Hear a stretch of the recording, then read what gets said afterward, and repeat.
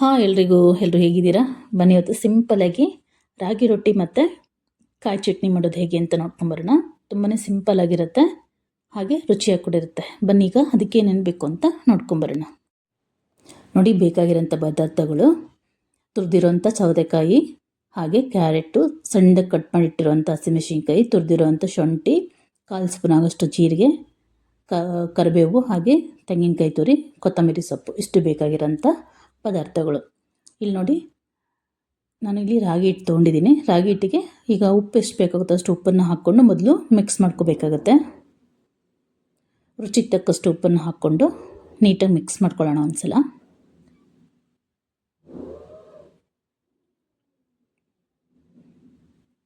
ಈ ರೀತಿ ನೀಟಾಗಿ ಮಿಕ್ಸ್ ಮಾಡ್ಕೊಂಡು ಆದಮೇಲೆ ನಾವು ಇಲ್ಲಿ ತುರಿದಿರೋಂಥ ಸೌತೆಕಾಯಿ, ಕ್ಯಾರೆಟು, ಕೊತ್ತಂಬರಿ ಸೊಪ್ಪು ಇದನ್ನೆಲ್ಲವನ್ನು ಹಾಕ್ಕೊಂಡು ನೀಟಾಗಿ ಮಿಕ್ಸ್ ಮಾಡ್ಕೋಬೇಕು.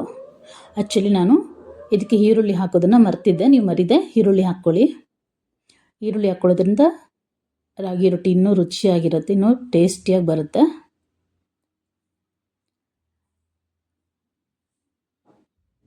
ಈ ರೀತಿ ಫಸ್ಟ್ ಇದನ್ನೆಲ್ಲ ಹಾಕ್ಕೊಂಡು ನೀಟಾಗಿ ಮಿಕ್ಸ್ ಮಾಡ್ಕೊಂಡು ಆದಮೇಲೆ ನಾವು ಎಷ್ಟು ಬೇಕಾಗುತ್ತೋ ಅಷ್ಟು ನೀರನ್ನು ನಂತರ ಹಾಕ್ಕೋಬೇಕಾಗತ್ತೆ. ಸೌತೆಕಾಯಿಲೆಲ್ಲ ಸ್ವಲ್ಪ ನೀರಿನ ಅಂಶ ಇರುತ್ತಲ್ವ, ಹಾಗಾಗಿ ಮೊದಲೇ ಇದನ್ನ ನೀಟಾಗಿ ಮಿಕ್ಸ್ ಮಾಡ್ಕೋಬೇಕು. ಈ ರೀತಿ ಕೈಯಲ್ಲಿ ನೀಟಾಗಿ ಮಿಕ್ಸ್ ಮಾಡಿಕೊಂಡು ನಂತರ ಸ್ವಲ್ಪನೇ ನೀರನ್ನು ಹಾಕ್ಕೊಂಡು ಕಲಿಸ್ಕೋಬೇಕಾಗತ್ತೆ.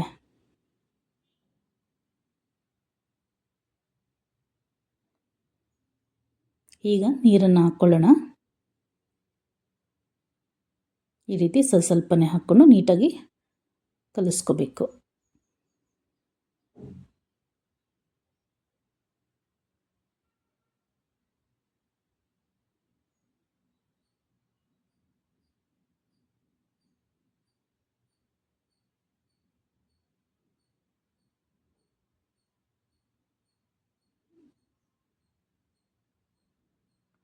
ನಮಗೆ ರೊಟ್ಟಿ ತಟ್ಟಲಿಕ್ಕೆ ಎಷ್ಟು ಹದ ಬೇಕಾಗುತ್ತೋ ನೋಡಿಕೊಂಡು ನಾವು ನೀರನ್ನು ಹಾಕ್ಕೋಬೇಕಾಗತ್ತೆ.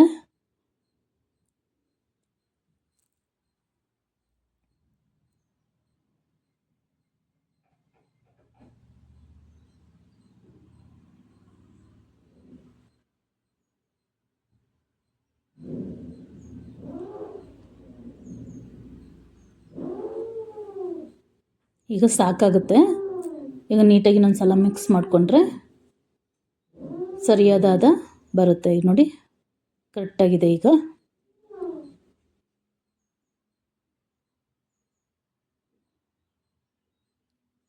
ಇಷ್ಟಾದರೆ ಸಾಕಾಗುತ್ತೆ. ನೋಡಿ, ಈಗ ಕರೆಕ್ಟ್ ಹದ ಬಂದಿದೆ.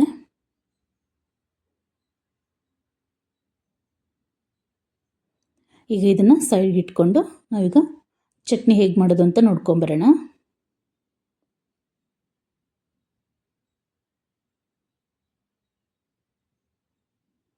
ಇದೊಂದು 10 ನಿಮಿಷ ಚೆನ್ನಾಗಿ ನೆಂದರೆ ಚೆನ್ನಾಗಿ ಬರುತ್ತೆ ರೊಟ್ಟಿ. ನೋಡಿ, ಈ ರೀತಿ ಒಳ್ಳೆ ಹದ ಇರುತ್ತೆ.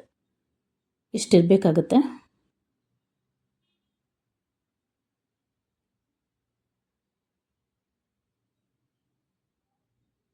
ಬನ್ನಿ ಈಗ ಚಟ್ನಿ ಮಾಡೋದು ಹೇಗೆ ಅಂತ ನೋಡ್ಕೊಂಬರೋಣ. ನೋಡಿ, ಒಂದು ಬಾಣಲಿಗೆ ಸ್ವಲ್ಪ ಎಣ್ಣೆ ಹಾಕ್ಬಿಟ್ಟು ಒಣಮೆಣ್ಸಿನ್ಕಾಯಿನ ಹುರ್ಕೊಳ್ಳೋಣ. ಖಾರಕ್ಕೆ ನಿಮ್ಗೆ ಎಷ್ಟು ಬೇಕಾಗುತ್ತೋ ಅಷ್ಟು ಒಣಮೆಣ್ಸಿನ್ಕಾಯಿ ಹಾಕ್ಕೊಂಡು ಹುರ್ಕೋಬೇಕಾಗುತ್ತೆ. ಇದು ಸ್ವಲ್ಪ ಬಾಡಾದಮೇಲೆ ತೆಂಗಿನಕಾಯಿನ ಕಟ್ ಮಾಡಿ ಇಟ್ಕೊಂಡಿದ್ದೀನಿ. ಆ ತೆಂಗಿನಕಾಯಿ ಪೀಸ್ನ ಹಾಕ್ಕೊಂಡು ಲೈಟಾಗಿ ಫ್ರೈ ಮಾಡ್ಕೋಬೇಕು, ತುಂಬ ಅಲ್ಲ, 1-2-3 ಸೆಕೆಂಡ್ ಫ್ರೈ ಮಾಡಿಕೊಂಡ್ರೆ ಸಾಕಾಗುತ್ತೆ.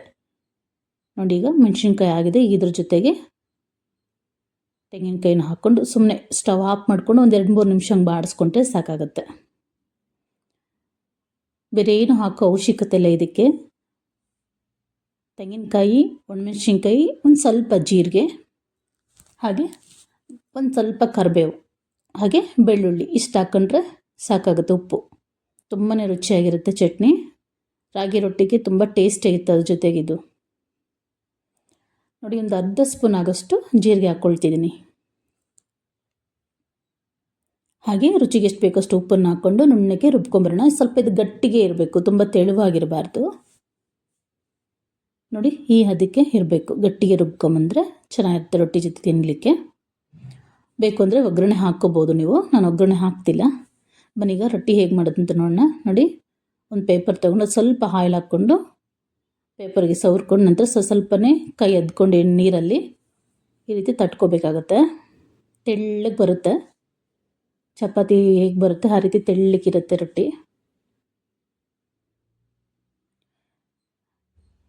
ಹೆಂಚಿಗೆ ಒಂದು ಸ್ವಲ್ಪ ತುಪ್ಪನೋ ಅಥವಾ ಬೆಣ್ಣೆನೋ ಸವರ್ಬಿಟ್ಟು ನಂತರ ಇದನ್ನು ಹಾಕ್ಕೋಬೇಕಾಗತ್ತೆ.